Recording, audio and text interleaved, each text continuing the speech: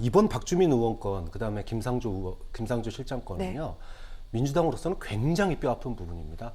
저는 뭐 마지막에 반전할 수 있는 기회를 이번에 놓쳤다라고 얘기하고 싶을 정도예요.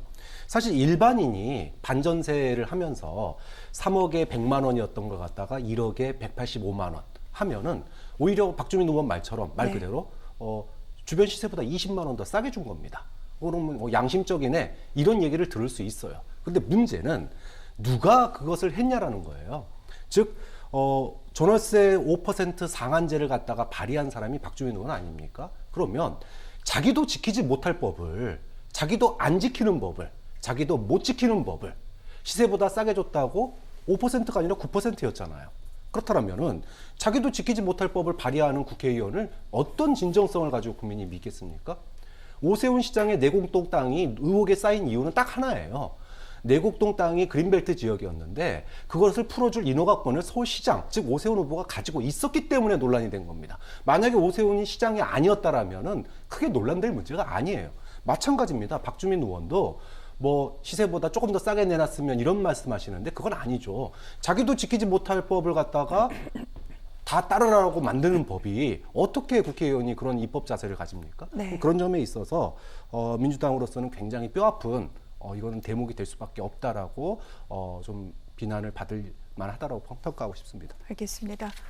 물론 법을 어긴 것은 아닙니다. 법 시행 전이었고요. 또 신규 계약이기 때문에 이 부분이 적용되지는 않습니다만 왜 이 사안에 대해서 비판 여론이 거센지 방금 박 교수님이 짚어주셨습니다. 그리고 사실 박주민 의원만 이렇게 임대료를 올린 게 아닙니다. 민주당 소속인 송기현, 조응천 의원, 민주당 출신의 무소속 의원이죠. 김홍걸 의원, 그리고 국민의힘 주호영 원내대표도 법 시행 전에 전셋값을 올린 것으로 확인이 됐습니다. 물론 주호영 의원 같은 경우에는 이 임대차법에 대해서 반대표를 던진 것까지는 확인이 됩니다. 그리고 이 의원들 모두 다 신규 계약이기 때문에 해당 안 된다. 시세보다 또 낮게 해준 거다. 뭐 여러 가지 얘기를 하고 있는데 국민들이 보기엔 사실 거기서 거기고 기득권의 전형이다. 그런 얘기까지 나오고 있습니다. 평론가님 어떻게 평론하시겠습니까? 네, 그렇습니다. 기득권의 전형입니다. 네. 지금 우리가 문재인 정부니까 문재인 정부의 사람들만 비판하는 것이지 이전에도 마찬가지입니다. 지방의원도 여야 막론할 거 없어요. 뭐 여당이 깨끗하다, 야당이 깨끗하다, 국회의원이 깨끗하다, 광역의원이 깨끗하다, 뭐 기초의원이 깨끗하다. 그렇게 말하는 건 정말 바보들입니다. 우리나라에 정복계나 갖고 있는 사람들, 힘께나 쓰는 사람들의 여야를 막론하고 기득권 세력입니다. 이미 오래된 얘기입니다. 지금만의 문제가 오래된 얘기입니다. 지금도 나타났잖아요. 주호영, 김홍걸, 조응천, 송기현 대부분 다 정부를 지고 우리나라에 쥐랄패를 하는 사람들이에요. 이들은 올라도 그러니까 전월세 값이 올라도 아파트값이 올라도 상관이 없는 사람들이에요. 그 대신에 이들을 믿고 주거 안정을 바라는 국민들은 눈물을 흘리고 있는 거죠. 더 불쾌한 거는 이런 사람들이 자신 탓이 아니라 부동산이 그렇게 시키던데요.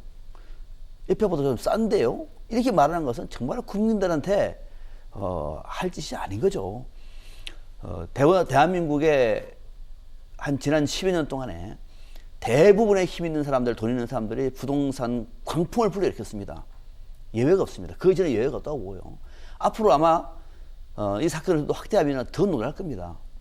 지방도 예외는 아닐 것이고요. 자, 이런 상황 속에서 최소한 정치인이라고 하면은 그런 문제점을 먼저 인식을 했어야 되는 거죠. 그리고 솔선수범 못한다고 하더라도 이렇게 국민을 등치는 일을 해서는 안 되는 것 아닙니까? 여기에 여야가 없다는 것이고, 그러면서 결국은 기호 1번이나 기호 2번은 우리 사회의 기득권 중에 기득권이고, 그 기득권을 계속 유지하는 방법은 서로가 싸우면서 서로가 독점적인 권력을 향유하고 있는 거예요. 저는 지금도 예외가 아니라고 봅니다. 정권 교체가 됐다 칩시다. 그 정권은 달라질까요?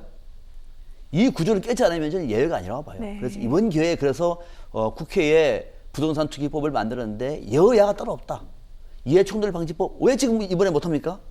빨리 하셔야 됩니다. 그리고 또 국회의원 전수조사 왜 국민의힘은 빠집니까? 빨리 하십시오. 그렇게 해서 지금의 이 기회에 오히려 야당이 앞장서서 문재인 정부가 못한 것 우리가 앞장선다라고 하는 모습을 보여줄 때 말 그대로 국민의힘이 대한야당이 되는 것이지 다 빠지면서 반사회고 만든다고 얘기하면은 1년 안에 무슨 일들이 생길지 모릅니다.